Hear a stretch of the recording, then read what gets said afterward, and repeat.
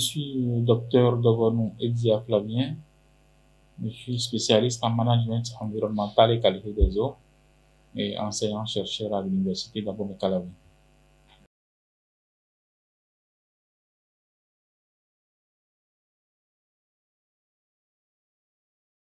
Alors, il faut dire que depuis 1993, la communauté internationale célèbre chaque 22 mars la Journée mondiale de l'eau. Il s'agit d'une célébration retenue par l'Organisation des Nations Unies et qui revêt d'une importance capitale parce que, comme vous le savez, l'eau, c'est la vie. Donc, cette journée est retenue pour attirer l'attention de la communauté nationale et internationale sur l'importance de la ressource eau, surtout de l'eau douce, sur la nécessité à la protéger, la nécessité de permettre à ceux qui n'ont pas accès à cette ressource, n'est-ce pas, d'en avoir.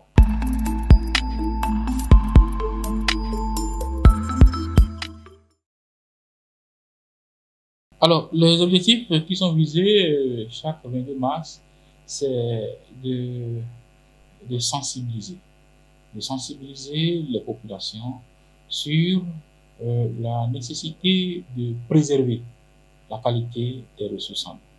Les objectifs visés à travers cette activité, c'est aussi de demander aux décideurs, aux gouvernants, de faire des efforts pour que nous puissions atteindre l'objectif du développement durable numéro 6 qui stipule qu'à l'horizon 2030, tout le monde entier doit pouvoir avoir accès à de l'eau potable et à l'assainissement. Donc, c'est une journée qui, n'est-ce pas, nous donne l'occasion de travailler, de permettre aux populations, de permettre aux autorités, de permettre aux gouvernants d'avoir un regard par rapport aux crises qui sont liées à l'eau et à l'assainissement dans le monde.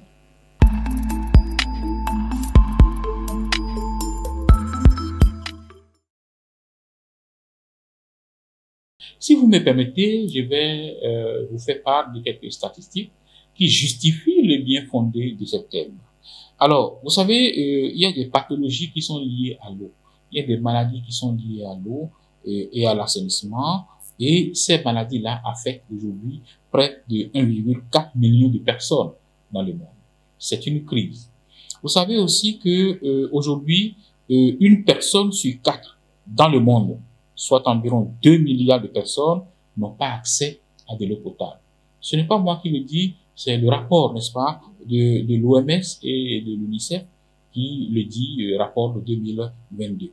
Alors, dans le monde aussi, près de la moitié de la population mondiale, ça fait 3,6 milliards de personnes, n'ont toujours pas des installations sanitaires sûres et continuent de déféquer dans la nature. C'est suffisamment grave et c'est les sources, n'est-ce pas, des problèmes qui génèrent les maladies de l'eau.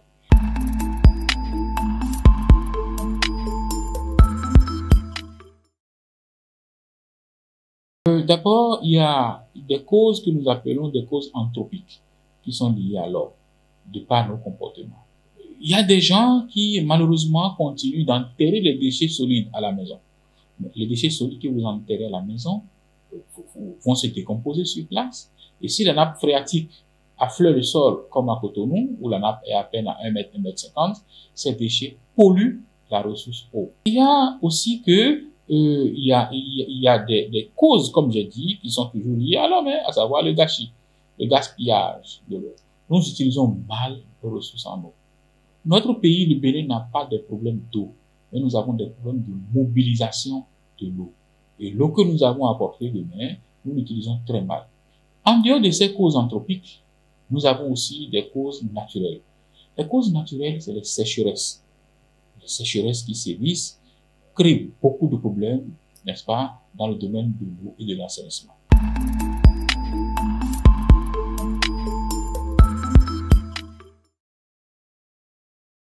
Le lien est réel, le lien est fort. Le changement climatique, c'est les perturbations du climat, les manifestations, vous les connaissez très bien. c'est la sécheresse. Et quand il y a sécheresse, vous convenez avec moi que la température est élevée, l'évapotranspiration est élevée, et il y a comme conséquence que le volume des cours d'eau diminue. La superficie des cours d'eau diminue. Alors, donc, ce changement climatique manifesté par là, il n'y a pas que ça. Quand il y a le changement climatique, dans beaucoup d'endroits, vous allez constater que, bon, il y a les vents forts qui souffrent, et ces vents forts qui souffrent cassent les arbres, déboisent les arbres.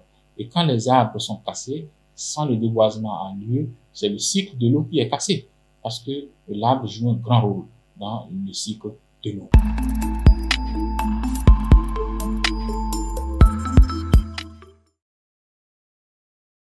Notre pays, le Bénin, il faut le dire, fait d'énormes progrès.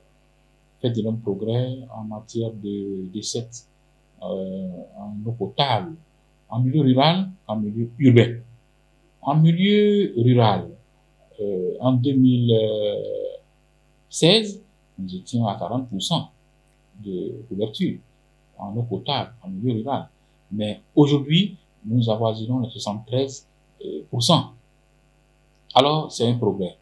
Et des estimations, des projections sont en train de dire que nous irons au-delà de 80% à la fin de 2023. C'est des efforts salutaires à faire. En milieu urbain, il faut dire que les extensions se font pour pouvoir raccorder, n'est-ce pas, les quartiers périphériques à la ville centrale qui est Cotonou, et même chose à l'intérieur du pays. Donc, chaque jour que Dieu fait, des efforts se font pour que la population puisse avoir de l'eau et de l'eau potable en quantité et en qualité.